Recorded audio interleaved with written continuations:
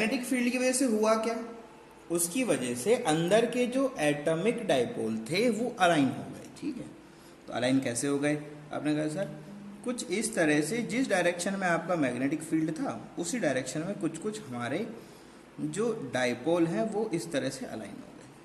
ठीक है, डाइपोल छोटा हो सकता है, बड़ा हो सकता है, क्वांटिटी है, वेक्टर है, तो आपको पता होना चाहिए डायरेक्शन भी चाहिए और हमें उसका मैग्नीट्यूड भी चाहिए, तो दोनों के रेस्पेक्ट में बातें कर सकते हो। ठीक है, 100% अलाइनमेंट तो हो नहीं सकता है, तो कुछ हमारे क्या रहेंगे, मिस अलाइन रह जाएंगे, कोई प्रॉब्लम नहीं है। ये जो एक्सटर्नल फील्ड हमने लगाया है इसकी वजह से होगा क्या, एक इंटरनल, क्या क्या होने वाला है, आपने कहा सर इसमें होगा क्या कि एक तो यहां पर बनेगा इंटरनल मैग्नेटिक फील्ड, एक एक्सटर्नल है, तो उसकी वजह से क्या होगा, नेट मैग्नीट्यूड यहां पर बनेगा। ठीक है, क्या होने वाला है, आपने कहा sir due to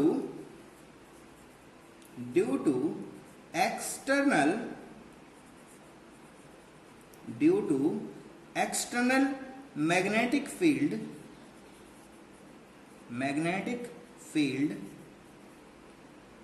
there will be a net magnetic field intensity। ठीक है, स्पेलिंग्स की तरफ मत जाना, स्पेलिंग में हो सकता है, कोई प्रॉब्लम इसमें नहीं है। तो मैग्नेटिक फील्ड इंटेंसिटी हमारे पास नेट वैल्यू कुछ ना कुछ बनेगा, इसको जैसे ही लगा दोगे कुछ नेट वैल्यू आपके पास में जनरेट हो जाएगा, विच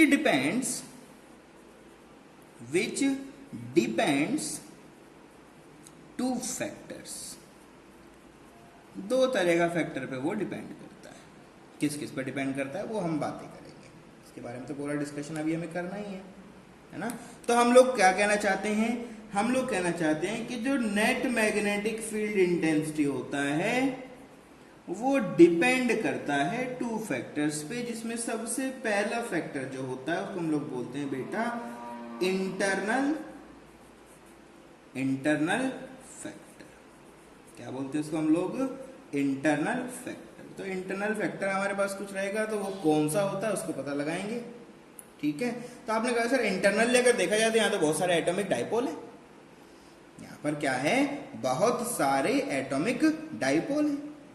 ठीक है, तो क्या होने वाला है इंटरनल फैक्टर में, क्या है, due to so many atomic dipoles, यहां पर क्या है, सो मैनी एटॉमिक डाइपोल्स, और वैल्यू जीरो नहीं है क्योंकि अलाइनमेंट हो चुका है। अलाइनमेंट अगर हो चुका तो एक पर्टिकुलर डायरेक्शन में वैल्यू आपके पास में मिलेगा। ठीक है, तो बोलोगे due to alignment of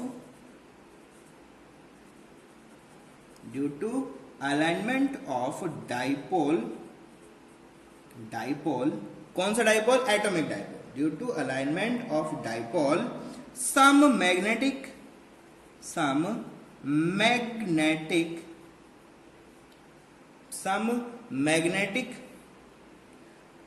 due to alignment of dipole some magnetic field occur, due to some magnetic field occur which is cause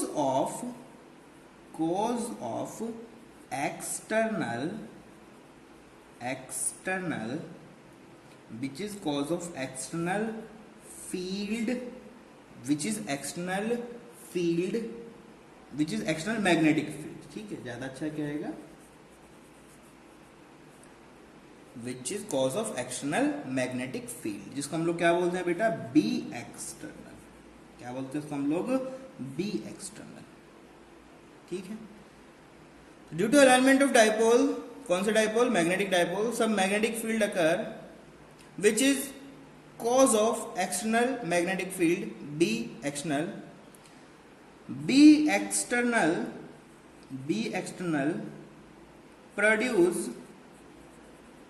produce magnetization effect. ठीक है, magnetization effect in specimen. Specimen में क्या करता है वो, मैग्नेटाइजेशन इफेक्ट को वहां produce कर देता है। ठीक है, ध्यान देना, ठीक है, ध्यान देना, यहां पर आपका मैग्नेटिक फील्ड, ठीक है, मैग्नेटिक फील्ड की वजह से हमारे पास कुछ मैग्नेटाइजेशन इफेक्ट होने वाला है। ठीक है, कुछ फील्ड बाहर जो मैग्नेटाइजेशन फील्ड आपने लगा है, या फिर सिंपल बोलो कि एक मैग्नेटिक एक्सटर्नल फील्ड आपने लगाया, उसकी वजह से अंदर कुछ मैग्नेटाइजेशन हो गया है। ठीक है, तो ये जो मैग्नेटाइजेशन इफेक्ट प्रोड्यूस हुआ है, इसको तो हम लोग क्या बोल देते हैं, इसको बोलते हैं बेटा जी आई। इसको क्या बोलते हैं, इसको बोलते हैं आई। अब ध्यान देंगे आप, आई का यूनिट और बी का यूनिट सेम नहीं होगा। आई का यूनिट और बी का यूनिट सेम नहीं होगा, ध्यान देना इस बात को, हमेशा याद रखना। इसका यूनिट क्या होता है, टेस्ला, इनका क्या होता है, ये बताया था, एम्पियर पर मीटर। ठीक है, समझ रहे हो, तो यहां पर इस बात को बिल्कुल क्लियरली मेंशन कर दो। ठीक है, क्या लिख दोगे, आई इज नॉट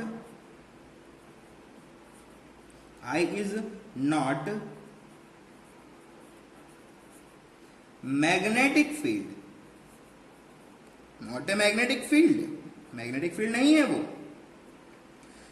बोथ कौन कौन किस किस की बात कर रहे हो, B vector and I vector have different units. क्या होते हैं, दोनों के बहुत डिफरेंट यूनिट होते हैं। ठीक है, दूसरी इंपॉर्टेंट बात जो है वो लिखो, due to B external I vector develop.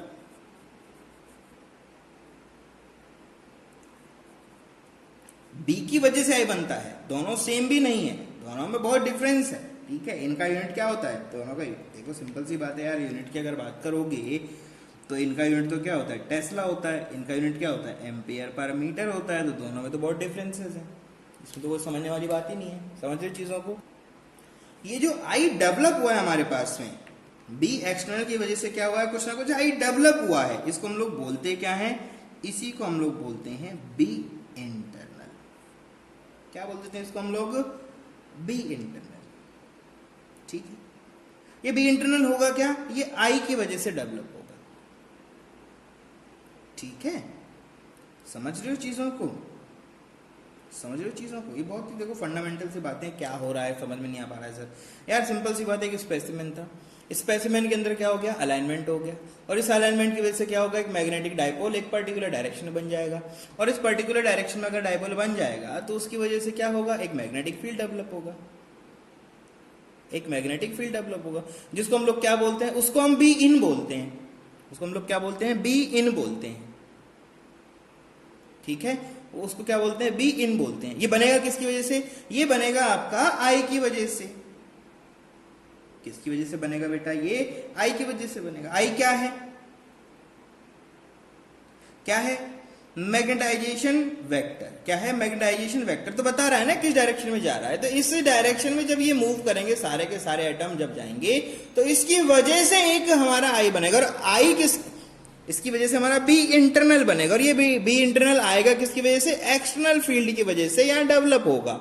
तो एक्सटर्नल फील्ड से क्या बनेगा, आई बनेगा, और वो आई बताएगा कि किधर आपको जाना है, और उसकी वजह से बी इंटरनल डेवलप हो जाएगा। सिंपल है, दोनों अलग अलग चीजें हैं। आई का मतलब फील्ड नहीं है, मैग्नेटिक फील्ड नहीं है ये।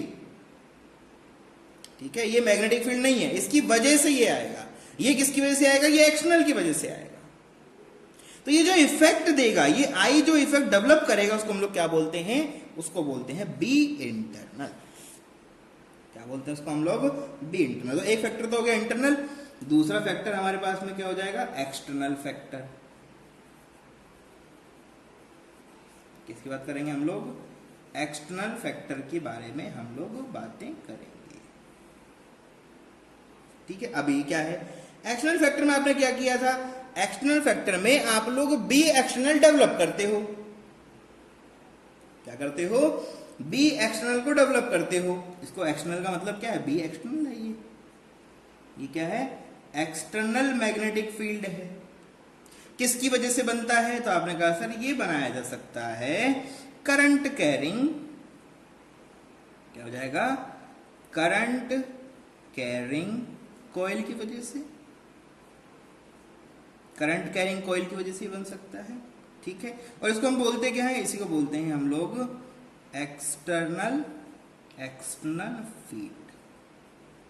क्या बोलते हैं इसको हम लोग, एक्सटर्नल फील्ड के नाम से जानते हैं। करंट कैरिंग कॉइल की वजह से बना है। अभी सिंपल सी बात है यार, इलेक्ट्रॉन जब घूम रहा था तो क्या बना था, एक कॉइल बना था, जिसकी वजह से आपने मैग्नेटिक डायपोल ऊपर नीचे पता लगाया कि किस तरफ होगा। ठीक है, वो तो आपने राइट हैंड थंब रूल से कर दोगे। ये जो डेवलपमेंट आपके पास में हुआ है, ये जो पूरा का पूरा डेवलपमेंट जो आप कर रहे हो, जिसमें आपने करंट कैरिंग कॉइल या एक्सटर्नल फील्ड यूज किया है, इसी चीज को हम लोग क्या बोलते हैं, इसी को बोलते हैं बेटा जी मैग्नेटिक फील्ड इंटेंसिटी। मतलब क्या है, सिंपल, बाहर से जो मैग्नेटिक फील्ड लगाया जाएगा उसी को हम लोग क्या बोलते हैं, एच बोलते हैं। उसी को हम लोग क्या बोलते हैं, एच बोलते हैं। जो अंदर डेवलप होता है उसको हम लोग क्या बोलते हैं, आई बोलते हैं। समझ गए बातों को, समझ गए बात को, सिंपल सिंपल सी बातें यार ये तो।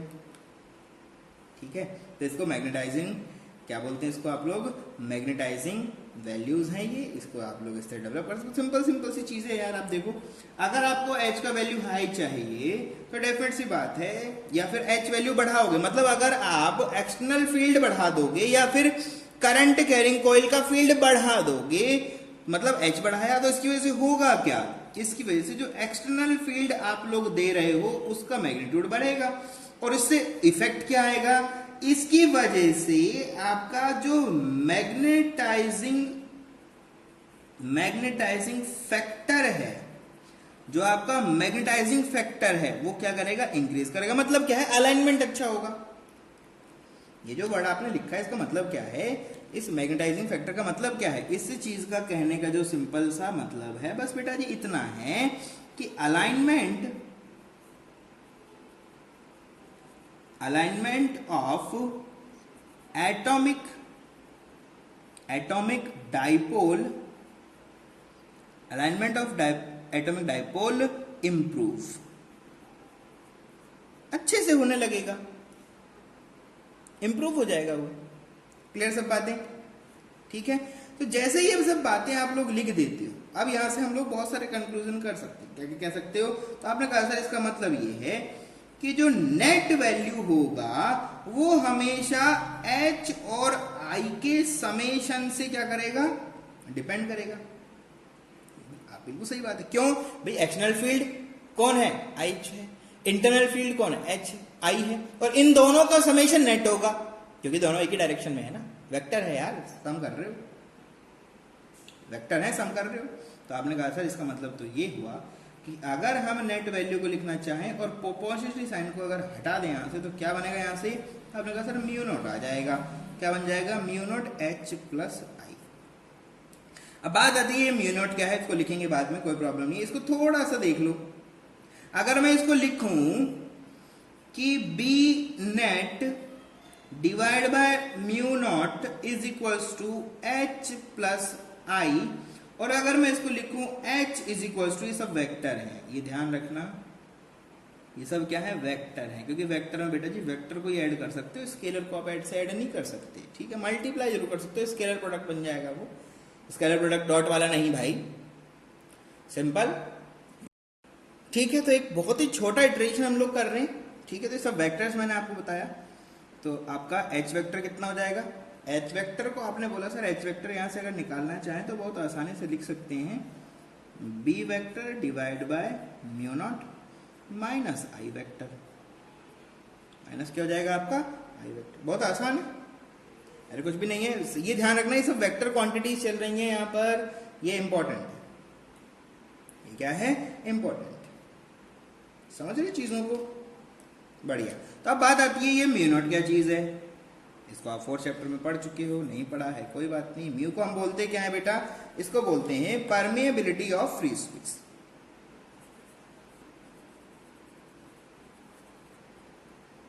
Permeability of free space.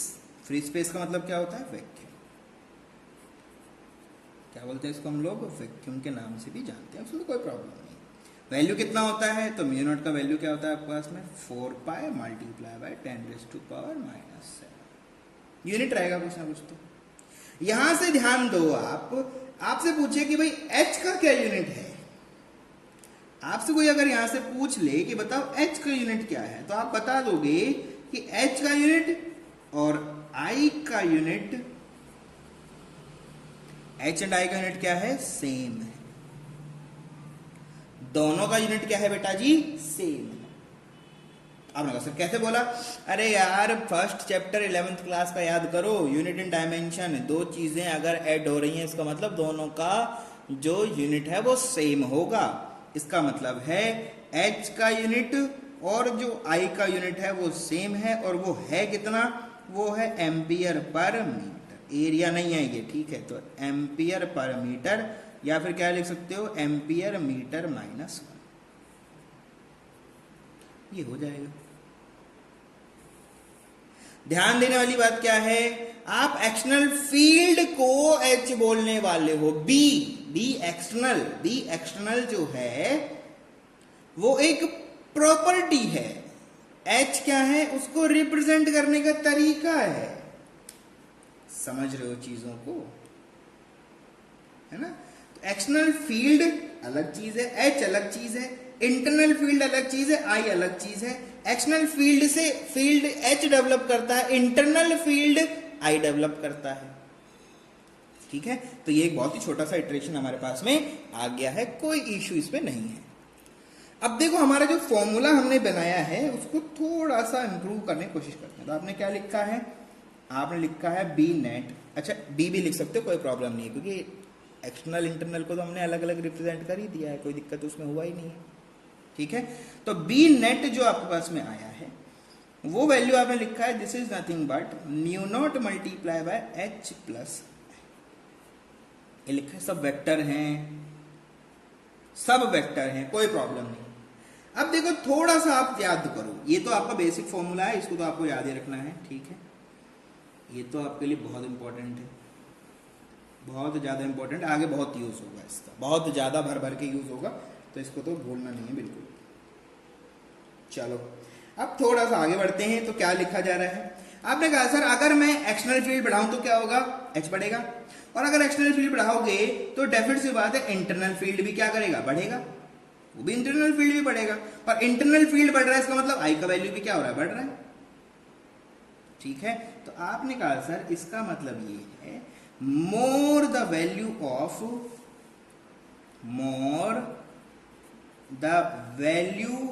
Of external field, external factor बोल दो, एक्सटर्नल फैक्टर H, अगर ये ज्यादा होगा तो इसकी वजह से क्या होगा? More will be internal factor, और इंटरनल फैक्टर को हमने क्या बोला है? उसको बोला है I। इसका मतलब है H और I दोनों भाई हैं और दोनों प्रोपोर्शन में हैं, और अगर प्रोपोर्शनलिटी साइन को हटाते हैं तो आ जाता है I vector is equals to zeta times of H। क्या आ गया? Zeta times of H। अच्छा इस जीटा को बनाने का थोड़ा सा तरीका है, ऐसे ऐसे ऐसे गोल गोल गोल गोल ऐसे होता है, और इनके बीच में ऐसे लंबा सा काट देते हैं, है ना? X नहीं है ये, कहीं समझ सर X लगा दिए, बड़ा X है, नहीं, बिल्कुल नहीं, बिल्कुल गलत बात है ये, समझ रहे हो? बहुत गंदी बात है ये जीटा। अब बात आती है जीटा क्या है सर? तो ऐसे बनाओगे और इसको ऐसे काट दोगे, तो जीटा का मतलब क्या होता है? इसको बोलते हैं बेटा मैग्नेटिक सस्पेक्टिबिलिटी।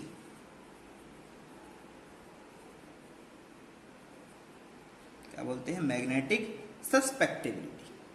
इसकी डिटेल बहुत बहुत बड़ी सी डिटेल है, पढ़ेंगे इसके बारे में, ठीक है? बात आती है डिपेंड किस पे करता है? ठीक है। तो कुछ कुछ बता देते हैं, कुछ कुछ आगे बढ़ते चले जाएंगे, पता करते चले जाएंगे, ऐसा कुछ भी नहीं है, बढ़िया से सब समझेंगे। फिलहाल इसको बोला है मैग्नेटिक सस्पेक्टेबिलिटी, अभी तक हम कुछ पता ही नहीं है तो बताएं क्या, ठीक है। तो अभी आपको कुछ पता नहीं है ना अभी फिलहाल, तो देखो जरा, ये डिपेंड किस पे करता है, depend on material, material and temperature, temperature और मटेरियल पर डिपेंड करता है, ठीक है। क्या बताता है, क्वालिटी ऑफ मैग्नेट, मैग्नेट कितना बढ़िया है, कितना अच्छा मैग्नेट कोई बन सकता है, quality of magnet formation from A material, किसी मटेरियल को जब आप मैग्नेट बनाओगे तो कितना अच्छा मैग्नेट कौन सा मटेरियल बनाएगा, इन दोनों के बारे में इंफॉर्मेशन ये बताता है। चलो ये तो हमें पता लग गया, तो इनको तो साइड कर दो, ये तो हमारा एक्स्ट्रा है, इधर आ जाओ। क्या लिखा है, आपने कहा सर लिखा हुआ है I is equal to zeta H, इसको उठा के यहां पुट कर दो, इसको उठा के ऊपर पुट कर दो, तो क्या बनेगा, सिंपल बी नेट, वेक्टर नहीं लिख रहे हैं अभी, सब पे वेक्टर है, सब पे वेक्टर है, ठीक है।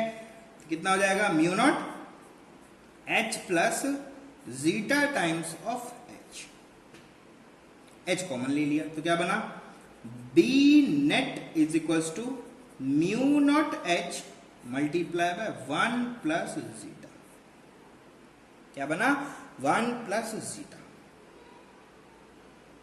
ठीक है। अगर ये वैक्यूम, देखो इनको कंपैरिजन करना पड़ेगा आपको, इनका थोड़ा सा कंपैरिजन आपको करना पड़ेगा, ठीक है, समझो चीज को। तो देखो अगर ये वैक्यूम होता तो किसी तरह का कोई परमेबिलिटी होता नहीं, 1 होता, तो जितना भी मैग्नेटिक फील्ड देते एक्सटर्नल वो सारा का सारा इंटरनल में कन्वर्ट हो जाता, लेकिन फिलहाल वैक्यूम नहीं है, मटेरियल है वहां पर, ठीक है। तो ये जो चीज अगर बात करें, चलो इसको तो यहीं छोड़ दो फिलहाल, तो हम लोग बात करते हैं दो तरह का मटेरियल लेके चलते हैं, जिससे हम लोग इसको प्रूफ कर पाए कि हाँ इसको किस तरह से लिखोगे। तो उसको बी नॉट के फॉर्म में कुछ लिखना चाहते हैं तो कोई प्रॉब्लम इसमें नहीं है, ठीक है। तो कुछ छोटी छोटी चीजें हैं जो वापस से आपके सामने आने वाली हैं और उनको आपको समझना पड़ेगा बहुत अच्छी तरह से, क्योंकि अगर नहीं समझोगे तो फिर कष्ट हो जाएगा, और कष्ट कैसा होगा वो आपको पता ही है, वो आपको पता ही है। देखो रिलेटिव परमेबिलिटी, क्या पता लगाएंगे पहले, रिलेटिव परमिएबिलिटी, क्या बोलते हैं इसको आप लोग, म्यू आर। वहां पर क्या था, इलेक्ट्रोस्टैटिक में के था, और वहां पर भी आपके पास था वैल्यू, ठीक है, पर वहां पर इसको परमेबिलिटी नहीं बोलते थे,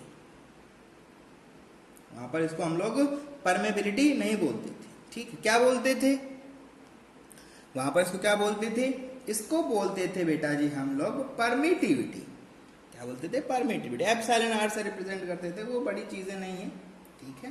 तो आप चाहें तो यहाँ म्यू आर से लिखो, एप्सिलॉन, एप्सिलॉन हम लोग वहां यूज कर चुके थे, यहाँ पर फिलहाल हम क्या यूज करेंगे, म्यू आर यूज करेंगे, ठीक है। तो वो एप्सिलॉन बाय एप्सिलॉन नॉट होता था, ये क्या हो जाएगा, mu divide by mu not हो जाएगा, सिंपल है कि नहीं है, अरे हो जाएगा कि नहीं। तो आपने कहा सर इसको अगर लिखना चाहें तो mu R is equals to, तो सिंपल हम लोग क्या लिख सकते हैं, क्या हो जाएगा बेटा, ये हो जाएगा mu divide by mu not, या फिर medium divide by mu not, simple से क्या है, परमिट, ये क्या लिखा है, permeability of medium divide by permeability of vacuum, यही तो लिखा है ना, ये तो लिखा है। तो अगर मैं बात करूं आपसे, अगर मैं आपसे बात करने की कोशिश करूं, क्या बात करें, तो क्या बेटा जी इसको हम लोग म्यू एम को mu naught divide by mu R नहीं लिख सकते क्या, क्या लिख सकते हैं, mu not multiply by mu R लिख सकते हैं क्या, ये हमने पता लगा लिया, कितने टाइम्स वैल्यूज है वो सब हमने पता लगा लिया, इसकी हमें यूज है, इसलिए हम ऐसा करने की कोशिश कर रहे हैं। अब आप बात करो, अगर ये सिर्फ वैक्यूम होता, if there is vacuum, if vacuum will be there, and we apply magnetic field,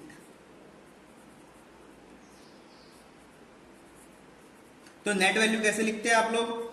आप लिखते हैं sir B net is equal to mu not H plus mu nought I. अरे यही तो फॉर्मूला है, यही तो फॉर्मूला है। अगर वैक्यूम होता तो ये वैल्यू कितना होता? 0। ये वैल्यू कितना होता? 0। जितना देते सारा का सारा चला जाता, कुछ लॉसेस ही नहीं होता, दोनों वैल्यूज में डिफरेंस ही नहीं होता, दोनों में कोई डिफरेंस होता ही नहीं। ठीक है, तो इसका मतलब म्यू नॉट को, इसको नेट वैल्यू अगर ये होगा तो उस कंडीशन में ये जो नेट वैल्यू आपका है इसको मैं लिख सकता हूं बी नॉट वैक्यूम के लिए। तो बी नॉट का वैल्यू कितना हो जाएगा? Mu not H for vacuum. For vacuum क्या? वैक्यूम का क्या? फॉर वैक्यूम में क्या है सर? तो बेटा जी सिंपल सी बातें हैं। वैक्यूम में क्या है? ये नेट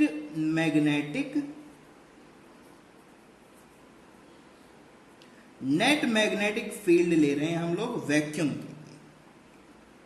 मतलब ये म्यू नॉट एच का वैल्यू बी नॉट पुट कर सकते हैं, तो म्यू नॉट इक्वल टू क्या बन जाएगा? ये बन जाएगा।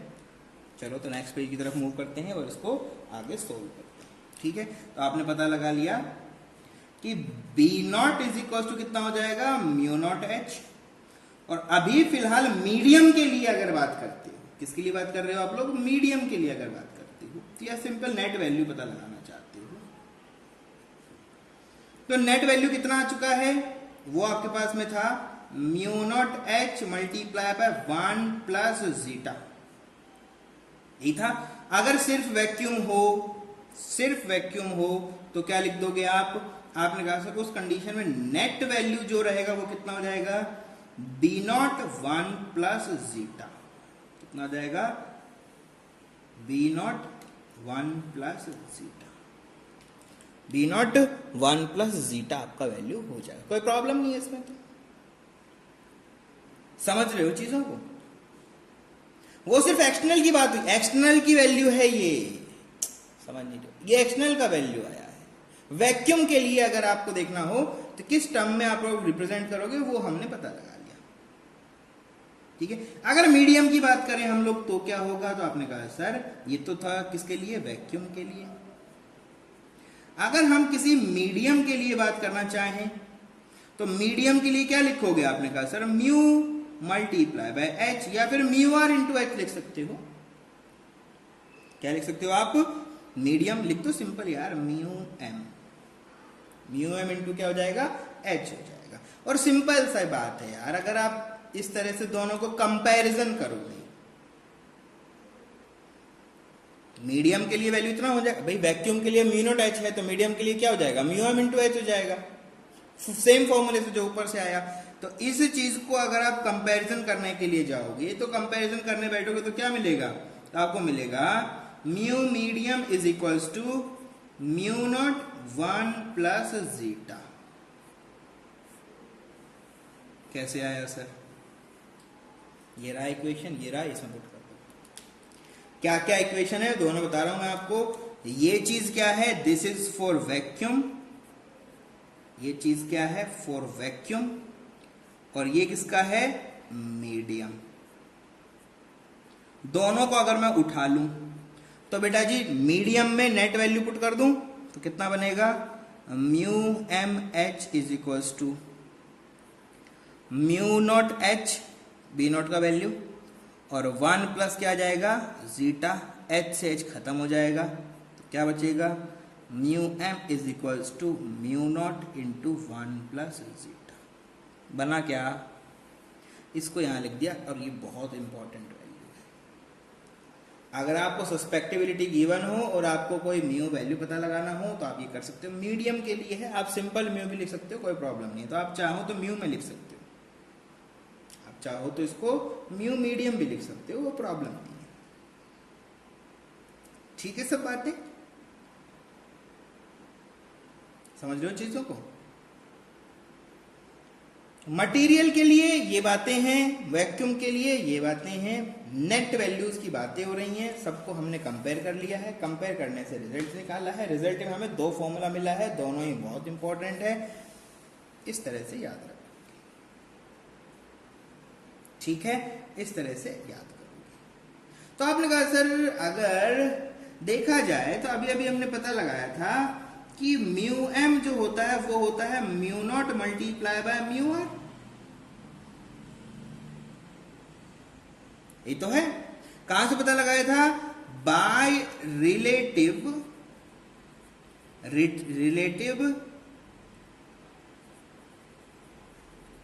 परमेबिलिटी, रिलेटिव परमेबिलिटी से हमने ये पता लगाया। और अगर यहां से इन दोनों इक्वेशन को कंपेयर करें तो इसका मतलब ये है कि mu R is equal to कितना हो जाएगा 1 प्लस जीटा, कितना हो जाएगा 1 प्लस जीटा। तीन फॉर्मूले आ गए हमारे पास में और तीनों बहुत इंपॉर्टेंट है, ठीक है। तो ये फॉर्मूला आपके लिए बहुत इंपॉर्टेंट है, ये फॉर्मूला इंपॉर्टेंट है और ये वाला तो इंपॉर्टेंट है ही है।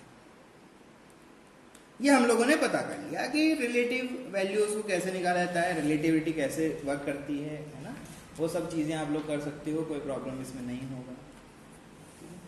तो जीटा क्या बताता है? मैग्निफिकेशन है, कितना टाइम से इंक्रीज कर गया है, कितना टाइम डिक्रीज कर गया है, ये सब चीजें होती हैं। इसी तरह से इनके ऊपर सारी की सारी बातें होती हैं और ये हमारे लिए बहुत इंपॉर्टेंट है, ठीक है। अब यहीं से हम लोग आगे मूव करेंगे, बहुत ही छोटा सा टॉपिक है, बहुत ही छोटा सा टॉपिक है। क्या है? चलो पहले क्वेश्चन कर लेते हैं। पहले क्या कर लेते हैं, एक छोटा सा क्वेश्चन कर लेते हैं जिससे हम लोग थोड़ा सा समझ पाएंगे किस तरह से आपका पूरा का पूरा फंडामेंटल यहां से डिराइव होता है, वो हम पता लगा। चलिए क्वेश्चन लिख लेते हैं। पहले क्वेश्चन क्या है देखो, a solenoid has a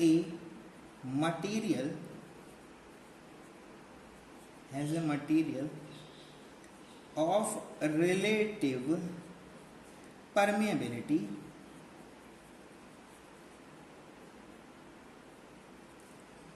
400। Relative permittivity का वैल्यू कितना है? 400।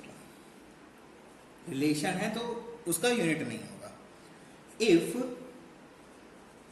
सोलेनॉइड हैज 1000 टर्न्स, इतनी कॉइल्स उसके अंदर, पर मीटर में, 1 मीटर में उसका इतना कॉइल्स है, and carries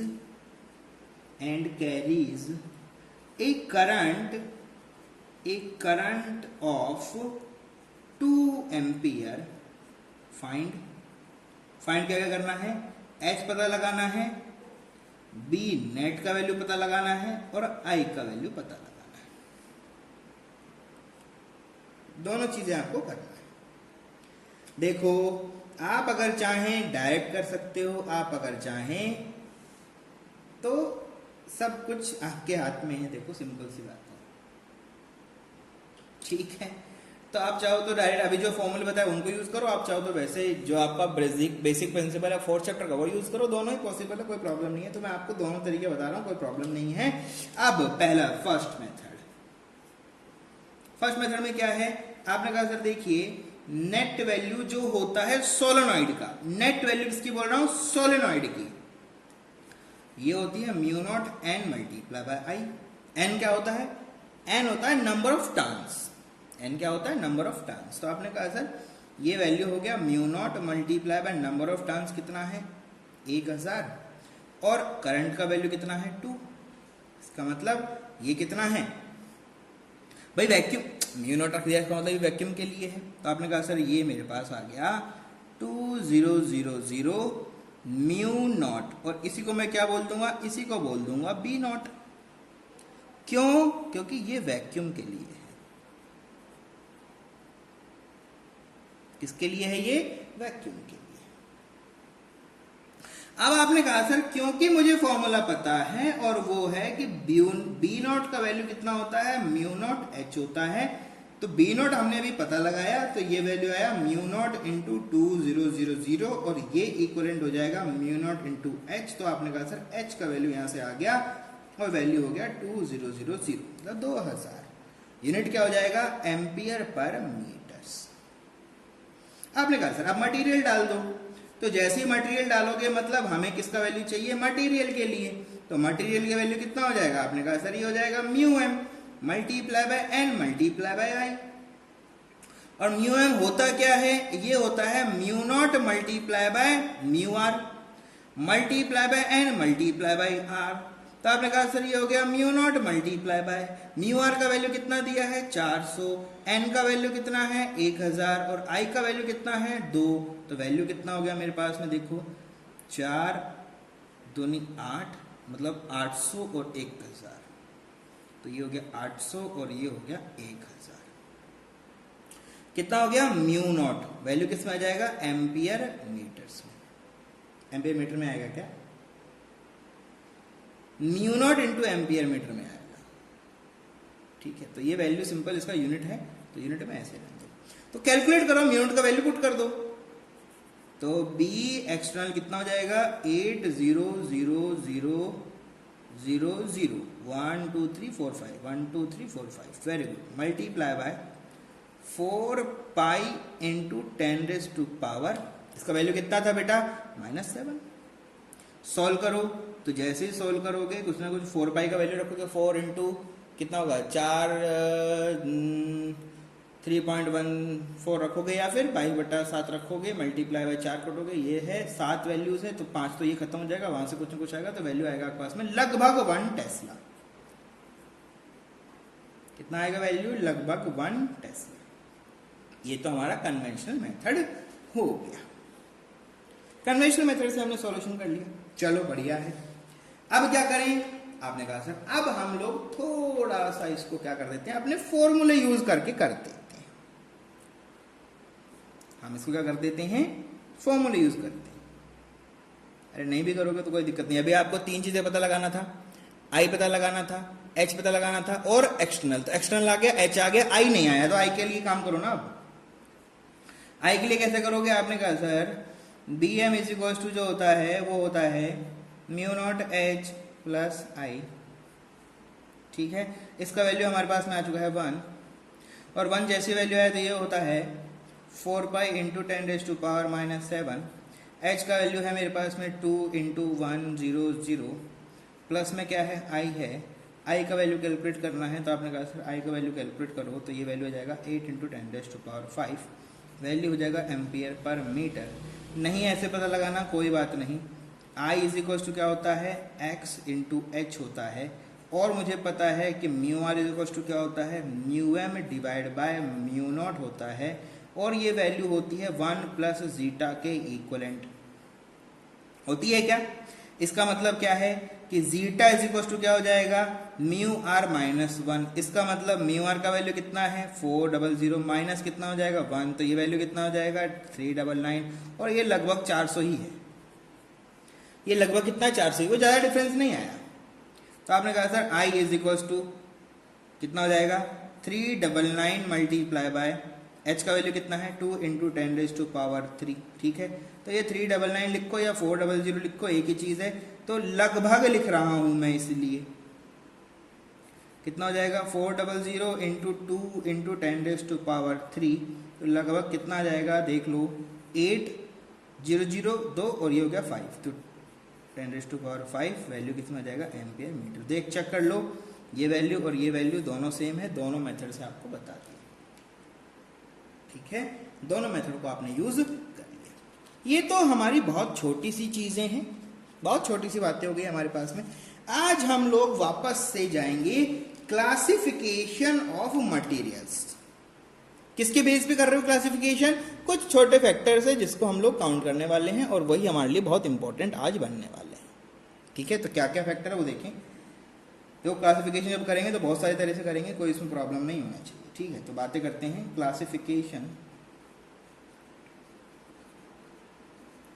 classification of materials on basis of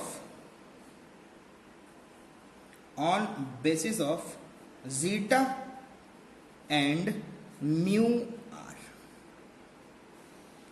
zeta की वैल्यू अगर आपको दे दे, ये थियोरेटिकल पोर्शन है, अगर आपको सीधा जीटा का वैल्यू दे दे, म्यू आर दे दे, पूछ ले बताओ कौन सा मटेरियल है, तो आपको पता होना चाहिए।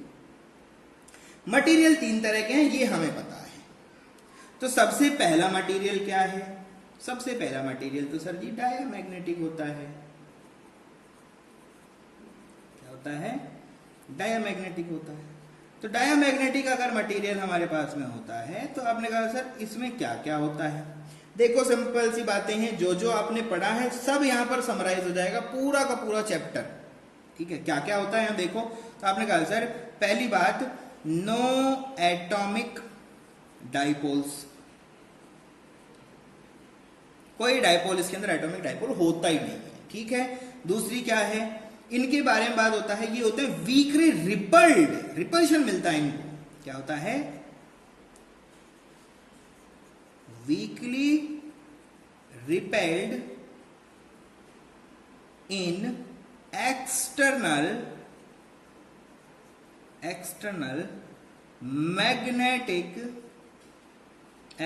Magnetic field. ये इनकी प्रॉपर्टी है बेटा, ये आपको याद ही रखना है सीधा। दूसरा क्या है? दूसरा है एक, और तीसरा जो फैक्टर वो क्या है? Magnetization occur opposite to external magnetic field.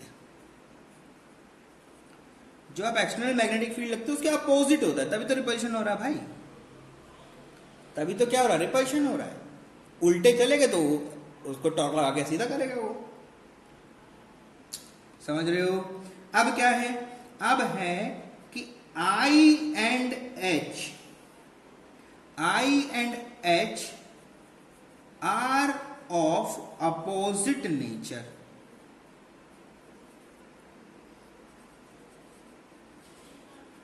क्यों बोल रहे हो ऐसा? अरे यार सिंपल सी बातें हैं, एक्सटर्नल फील्ड कौन बताएगा? H। इंटरनल फील्ड कौन बताएगा? I। तो I और H दोनों अपोजिट है, क्योंकि H आप इधर लगा रहे हो तो I अपोजिट बन रहा है, लिखा तो है अपोजिट डायरेक्शन में मैग्नेटाइजेशन होता है। मैग्नेटाइजेशन क्या होता है? अपोजिट में होता है। मतलब क्या कहना चाहता है कि जब आप किसी छोटे से, ये कोई छोटा स्पेसिमेन ले लिया मैंने, तो इसमें जो बहुत छोटा आई बनेगा, बहुत छोटा एक आई बनेगा, बहुत छोटा आई, ये उल्टा बनेगा। किसके उल्टा बनेगा? जिधर आप बी वेक्टर लगाओगे एक्सटर्नल, या इसी को हम लोग क्या बोल देंगे? एच वेक्टर, इनके अपोजिट ये हमेशा देखने को मिलेगा। अब क्योंकि ये बहुत वीक होते हैं, इनमें मैग्नेटिक प्रॉपर्टी नहीं होती है, बहुत ही घटिया होते हैं, तो इनको हम लोग बताएंगे। अब जीटा और एच के बारे में, म्यू आर के बारे में बात होगा, तो आपने कहा सर जीटा जो इनका होता है दैट इज नेगेटिव। नेगेटिव का मतलब, अगर जीरो होता मतलब कोई इफेक्ट नहीं आया। ये रिपल हुए हैं, रिपल हुए हैं मतलब अपोजिट डायरेक्शन जाएंगे, अपोजिट डायरेक्शन जाएंगे मतलब नेगेटिव साइड में, तो नेगेटिव। सीटा का वैल्यू कैसा होता है? नेगेटिव। ठीक है, एंड वेरी स्मॉल, बहुत छोटा भी होगा और नेगेटिव भी होगा। बात आती है म्यू आर, तो म्यू आर क्या होता है? 1 प्लस जीटा। जीटा नेगेटिव है, जीटा क्या है? नेगेटिव है। तो बेटा जी म्यू आर क्या हो जाएगा? म्यू आर क्या हो जाएगा? Less than 1। कितना हो जाएगा? Less than 1। इसका मतलब क्या हो जाएगा?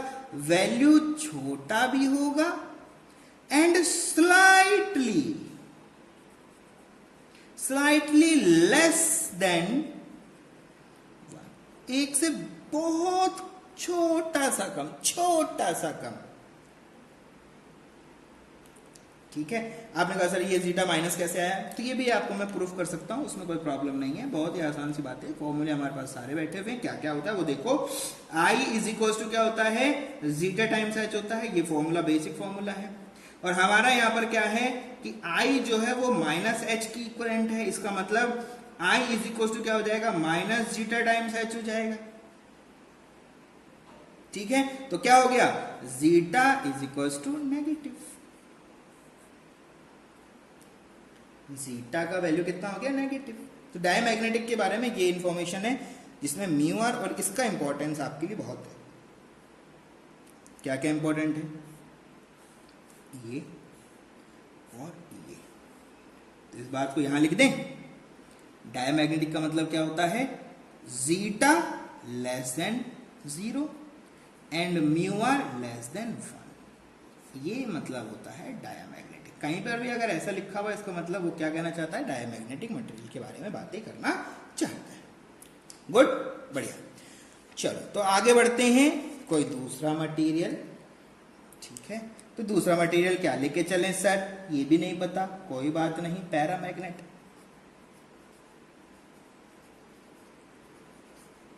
क्या ले रहे हो, पैरामैग्नेटिक मटेरियल हो सकते हैं आपके पास में। पैरामैग्नेटिक मटेरियल में क्या होता है, देखो वीक तो ये होते ही हैं, पर इनमें एटॉमिक डाइपोल होता है, इनमें एटॉमिक डाइपोल होता है, ये ध्यान रखना, ठीक है। तो क्या बोलोगे, आप बोलोगे atomic dipole is not equals to 0, atomic dipole is not equals to 0, 0 नहीं होता, 0 होगा अगर आपने इसके ऊपर एक्सटर्नल फील्ड नहीं लगाया तो, ठीक है। चलो ये तो छोटी बातें हो गई, अब लिखो और के बारे में क्या होगा, ये भी वीक होते हैं बहुत, तो क्या लिखोगे, वीकली अट्रैक्टेड, वीकली अट्रैक्टेड इन external magnetic field. External field लगाओगे तो इनका क्या होगा, इनका थोड़ा सा अट्रैक्शन होगा, उनका क्या हो रहा था, रिपल्शन, इनका क्या होने वाला है, अट्रैक्शन, ये दोनों का बेसिक डिफरेंस है। और क्या होगा सर, और बेटा जी सिंपल सी बात है, मैग्नेटाइजेशन वेक्टर की डायरेक्शन और मैग्नेटिक फील्ड इंटेंसिटी की डायरेक्शन दोनों क्या हो जाएंगी, सेम हो जाएंगी, ठीक है। तो क्या लिख रहे हो, आप कह रहे हो कि H vector and I vector are in same direction, दोनों डायरेक्शन क्या रहेगा, सेम रहेगा। लेकिन ध्यान रखना कि I का वैल्यू बहुत बहुत बहुत बहुत छोटा होगा H से, क्यों, लिखा है वीकली अट्रैक्टेड, वीकली अट्रैक्टेड। कभी फिगर बना के अगर पूछ ले, कभी फिगर बना के अगर पूछ ले तो बता देना कि ये अगर आपका कोई स्पेसिमेन है और ये इतना बड़ा आपने बनाया है यहां पर B या बनाया है H, ठीक है, तो अंदर जो I होगा ना वो बहुत छोटू होगा, अंदर का जो I है वो क्या होगा, इसके रेस्पेक्ट में बहुत ही छोटा होगा, ठीक है। तो चलो कलर चेंज कर देते हैं इसका, I जो होगा वो क्या होगा, बहुत छोटा होगा, डायरेक्शन दोनों का सेम रहेगा लेकिन बहुत छोटा होगा। और अगर ये छोटा होगा तो इसका मतलब ये है कि जीटा का वैल्यू क्या होगा, बहुत छोटा, लेकिन होगा कैसा, पॉजिटिव। कैसे पता लगाया, आपने कहा सर देखिए I इज इक्वल टू आपका होता है जीटा टाइम्स H, और ये बहुत छोटा है तो ये तो पहले ही बड़ा है और इसको मल्टीप्लाई छोटे वेक्टर से किया गया है, इसका मतलब है कि zeta is very small, very small तो है ही, लेकिन जीटा इज पॉजिटिव टू। फॉर्मूले से कंक्लूजन ले लिया तो क्या बोला गया है कि ये ग्रेटर देन 0 है,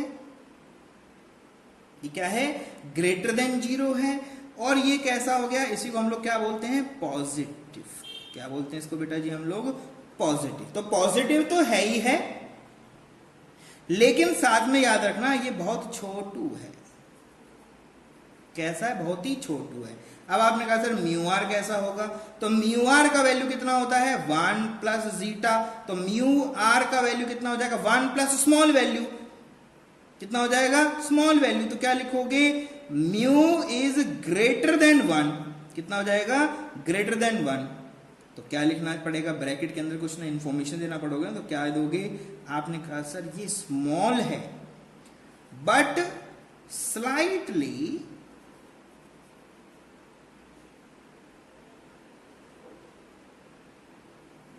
स्लाइटली मोर देन 1, एक से थोड़ा सा ज्यादा है। क्या है? एक से थोड़ा सा ज्यादा है। तो अगर आपसे कोई पूछ बैठता है कि बताओ पैरामैग्नेट क्या होता है, तो दोनों बातें बोल दो। क्या बोलोगे? पहली बात, जीटा इज ग्रेटर देन 0, और दूसरा mu R is greater than 1।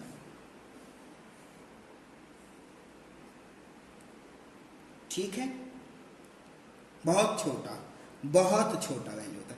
इनके एग्जाम्पल ही आपके पास हो सकते हैं, जैसे पैरामैग्नेट का अगर आपसे कोई एग्जाम्पल पूछे, स्टैंडर्ड है, ठीक है, स्टैंडर्ड वैल्यूज हैं, जैसे ऑक्सीजन। तो ऑक्सीजन का वैल्यू भी अगर कोई पूछ बैठता है तो बोलोगे 2.1 × 10⁻⁶ होता है। सिमिलरली अगर मैं आपको बताना चाहूं तो डायामैग्नेट में भी आप बता सकते हो। क्या क्या एग्जाम्पल दे सकते हो मैं बताता हूं आपको।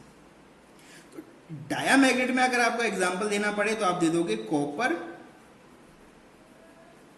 ठीक है, आप दे दोगे नाइट्रोजन, ठीक है, ये इसके एग्जाम्पल है, कॉपर है, नाइट्रोजन है, डायामैग्नेटिक मटेरियल, ठीक है। ये क्या है? आपका पैरामैग्नेटिक मटेरियल, जिसमें ऑक्सीजन आ गया आपका। चलो नेक्स्ट की तरफ मूव करते हैं, फेरोमैग्नेटिक। किसकी बात करना चाहते हैं आप लोग? हम लोग फेरोमैग्नेटिक, ठीक है। चलो बढ़िया है, थर्ड की तरफ मूव कर रहे हैं हम लोग, ठीक है।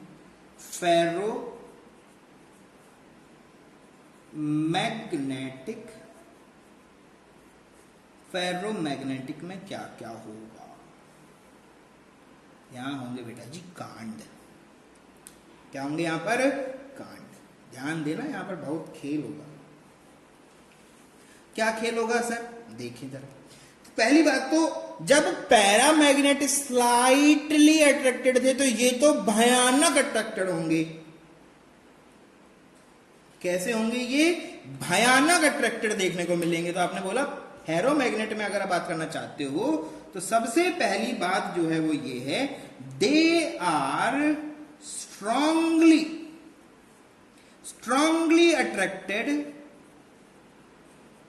strongly attracted in external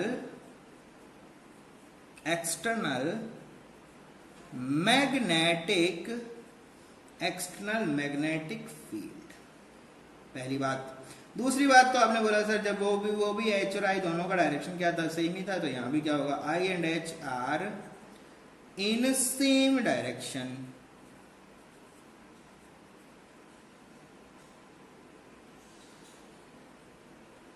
ठीक है, आर इन सेम डायरेक्शन। अब क्या होगा?